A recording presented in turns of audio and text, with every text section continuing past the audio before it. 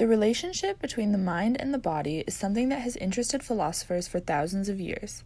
There are two main theories in philosophy that attempt to define how the mind and the body interact: monism and dualism.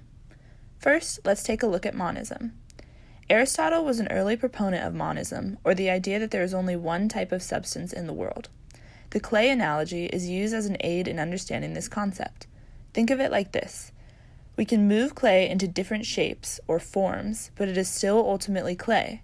For example, a statue made of clay has taken on the shape of a statue, but it is still fundamentally made up of clay. Under monism, there are different subcategories that specify the single material that make up the universe. Idealism is the theory that everything is mental. The world is a simulation created by your mind. Everything you feel, touch, and experience are all figments of an imaginary simulated world. One argument in support of idealism is the brain in a vat argument. This is the idea that at this very moment, you are actually just a brain hooked up to a sophisticated computer program that simulates experiences of the outside world. Physicalism is the idea that everything in our world is physical. Democritus posited that everything is made of atoms. All things can be broken down into these small forms, and the differences between things can be said to be a result of the attributes and behaviors of these atoms. According to physicalism, the mind is a purely physical construct. Eliminativism is the claim that our subjective experiences and common sense understanding of the mind are unreliable, so we should get rid of or eliminate them. Instead, our conception of the mind should be based solely in biology. Therefore, eliminativism argues that mental states are identical to brain states. For example, phrases like feeling good should be replaced by more scientific phrases such as activation of dopaminergic neurons in the mesocorticolimbic system. Some evidence in support of monism is that altering the physical brain affects the mind state. For example, one patient with a damaged visual cortex was unable to perform mental imagery tasks. Additionally, ingestion of substances such as alcohol can alter a person's state of consciousness, resulting in speech slurring, memory loss, etc. When the brain is altered, so is the mind.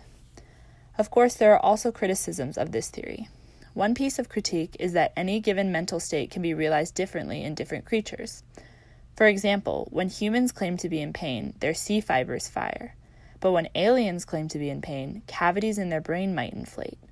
Would we consider them both to be in pain? If so, this contradicts the idea that mental states are identical to physical states. Next, dualism refers to the idea that there are two kinds of substances in the universe. It separates the mind and the brain, and claims that the mind exists in the world of forms, and the brain exists in the physical reality. There are three main types of dualism: classical, substance, and property. Classical dualism, or the idea that the mind controls the body, was coined by René Descartes, who believed the pineal gland was the junction between the mind and the body. In this view, the mind is the puppet master, the body is the puppet, and the pineal gland are the puppet strings by which the former controls the latter. Hunger is one example of how the body and mind interact. In a study performed by Leah Crum, a clinical psychologist at Columbia Business School, two independent groups of people were tested to see if perception can influence physical reactions using milkshakes.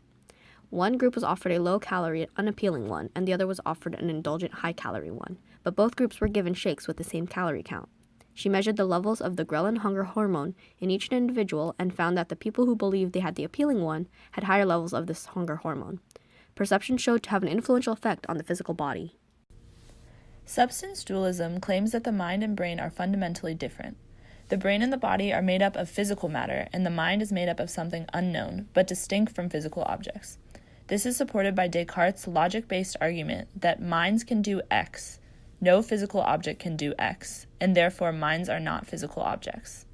However, technology is bridging this ability gap, and computers are able to accomplish many complex tasks that were once believed to be exclusive to minds. Property dualism is the theory that the mind and the body are made of the same matter but with different properties. Property dualists would say that the brain has certain physical properties, such as being gray and wrinkled, but they would also say that the brain gives rise to another set of completely different mental properties, such as seeing red, being in pain, and feeling happy. One piece of evidence in support of dualism is the fact that mental events have subjective qualities, such as what it feels like, what it looks like, or what it sounds like. Sensations like these really can't be reduced to something physical. Another argument for dualism is the fact that nobody can really tell what we are thinking, by measuring our brainwaves. As is true for any theory, there are also arguments against dualism.